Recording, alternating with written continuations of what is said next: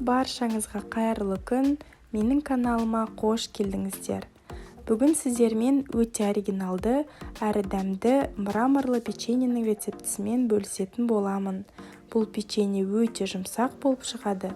Сіздердің отбасыларыңызға ұнайтынына сенімдімін. Печенье жасау үшін бізге керекті ингредиенттердің барлығы мөлшерімен видео астындағы сипаттамада жазылған. Ең алдымен жұмыртқаға қант қосып, миксер көмегімен немесе мен сияқты венчик көмегімен араластырамыз. Қатты ағарту міндетті емес, сәл ғана араластырсаңыздар жеткілікті. Кейін осы массаға бөлме температурасында тұрған жұмсақ сары майды қосып араластырамыз.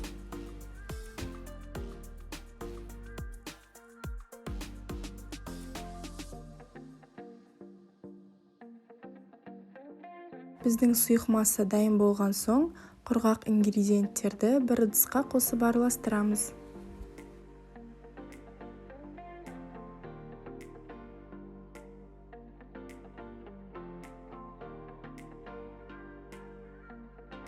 Міндетті түрде илеуіштен өткізу арқылы сұйық массамызға біртіндеп қосамыз.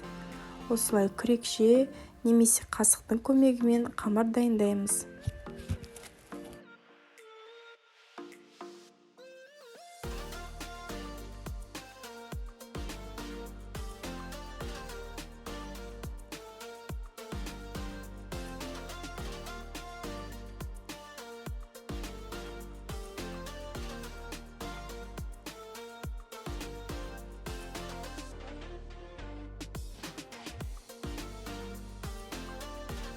Қамыр осындай болуы қажет. Тым сұйық емес, әрі қатты емес. Дайын қамырды тоңазытқышқа шамамен 1 сағатқа формасын жақсы ұстау үшін жібереміз.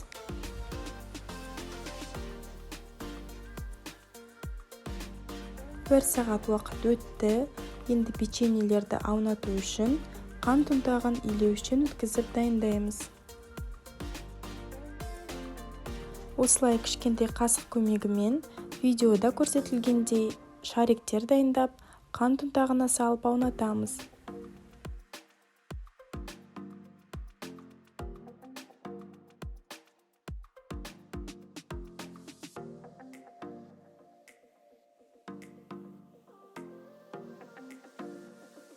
Печеньелерді тефлон немесе пергамент қағазы төселген противеньнің үстіне араларын сәл ашып қоямыз. Тым жақын орналастырмаңыздар, себебі піскен уақытта олардың көлемі ұлғаяды.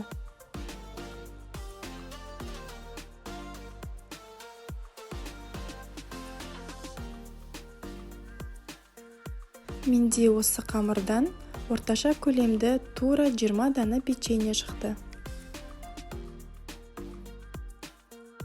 Міндетті түрде қызып тұрған пешке 180 градуста шамамен 10-13 минутқа саламыз.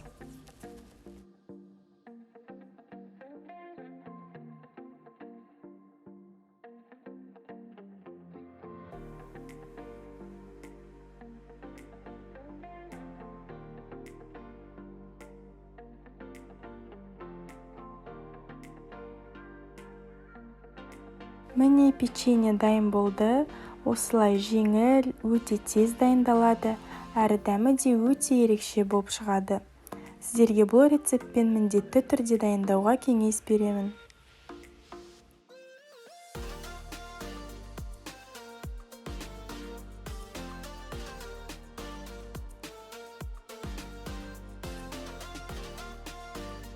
Міне печенье осындай үлпілдек, жұмсақ болып шығады.